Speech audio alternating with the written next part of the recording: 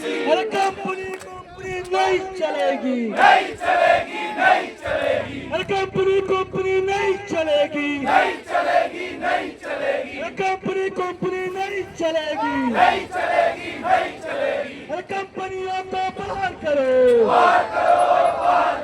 अरे कंपनियों को बाहर करो। नमस्कार, आप देख रहे हैं काल चक्र लाइव और मैं मौजूद हूँ चौड़ा मैदान में, जहां वोकेशनल टीचर्स का जो प्रोटेस्ट है आज 11वें दिन में प्रवेश कर गया है। और हमारे साथ इस पूरे मसले पे बातचीत करने के लिए नीरज बंसल जी है।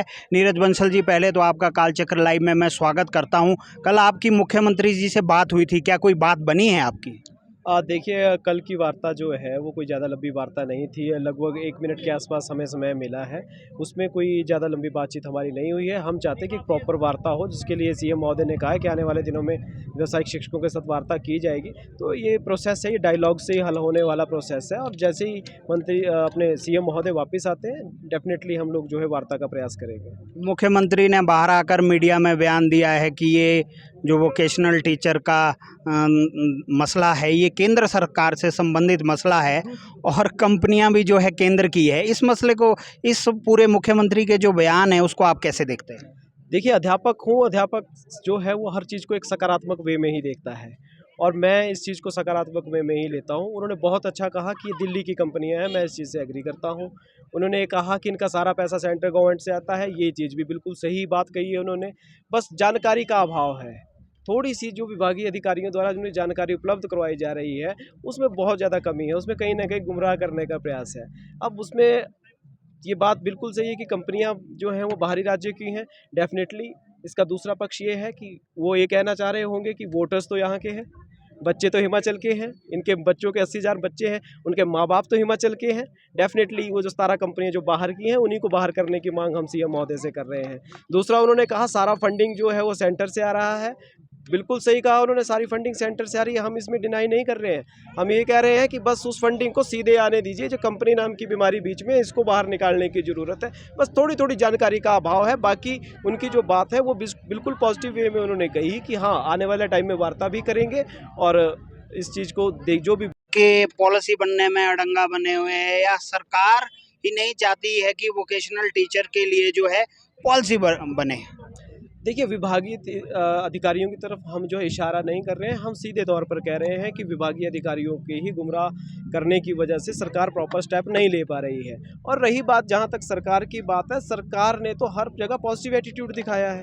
अगर सरकार पॉजिटिव नहीं होती तो क्या सरकार जो है 11 दिनों के अवकाश जो है हमें जो है छुट्टियों के लिए सवितनिक अवकाश देती? क्या हमें एरियर्स मिलते? क्या हमारे लिए शिक्षा मंत्री महोदय द्वारा कमेटी बनाई जाती?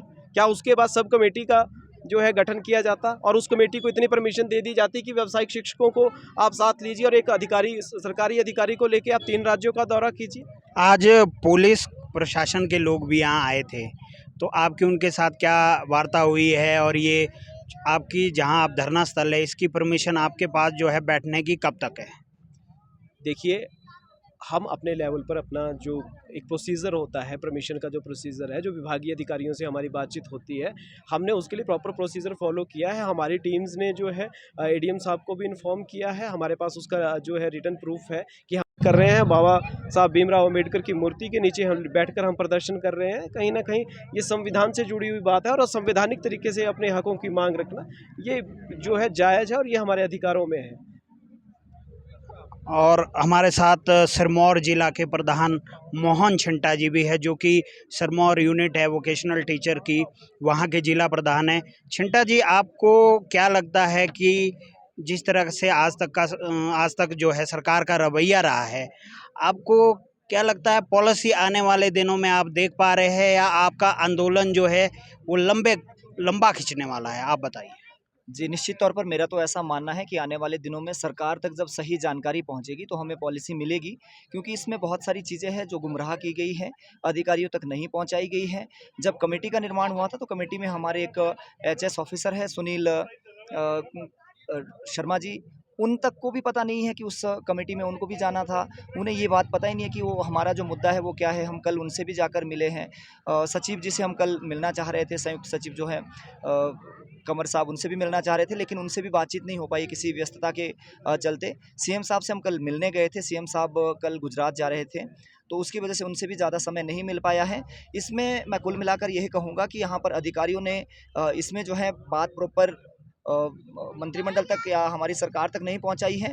अगर प्रॉपर बात सरकार तक पहुंचेगी, इसमें करने का कुछ भी नहीं है। जैसा माननीय मुख्यमंत्री जी कह रहे हैं कि दिल्ली की कंपनियां हैं, वो तो बार बार हम भी हर मंच से कह रहे हैं। जब हरियाणा में कंपनियां बाहर हो सकती है, हरियाणा जो है भारत का एक राज्य, हमारा पड़ोसी राज्य है, हम कहीं दूर का भी एग्जाम्पल नहीं दे रहे हैं।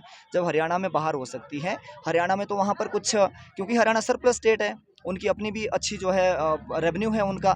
हरियाणा जो है ज़्यादा सैलरी दे रहा है, लेकिन वो 60-40 की रेशो में वहाँ पर चल रहा है प्रोजेक्ट। हिमाचल में तो 90 और 10 की रेशो में चल रहा है। 10% सिर्फ हिमाचल देता है, 90% तो केंद्र का बजट है। हम कह रहे हैं कि वही 90% हमें जो है सीधा पोर्टल के माध्यम से, PFMS पोर्टल के माध्यम से सैलरी हमें दी जाए, सारा मसला खत्म हो जाएगा, हम भी सड़कों से घर चले जाएंगे। यहाँ आप अपने पीछे देख सकते हैं, थोड़ी देर के बाद अब मैं आपसे निवेदन भी करूँगा कि आप दिखाएँ। यहाँ पर महिलाएँ जो है बच्चों के साथ आई है, 11-11 दिन हो गए हैं। कैसी मैं उसी तरफ जाने वाला। जी, जी बिल्कुल। 11 दिन हो गए हैं, आप देख सकते हैं इतनी कड़कड़ाती धूप में। शिमला का मौसम है, अचानक यहाँ दिन के समय में तेज़ धूप होती है और रात को यहाँ जो है सर्दी बढ़ जाती है। तो मेरा तो माननीय से और हमारे जो सरकार में बैठे हुए लोग हैं, उनसे निवेदन रहेगा कि 2174 जो परिवार हैं, उनके बारे में सोचा जाए। 80,000 बच्चे जिनको हम शिक्षित कर रहे हैं, प्रशिक्षित कर रहे हैं, उनके बारे में सोचा जाए। और अगर सरकार इसमें सकारात्मक ढंग से अगर बातचीत करती है, तो मुझे लग रहा है कि बातचीत के ज़रिए इसमें हल निकल जाएगा।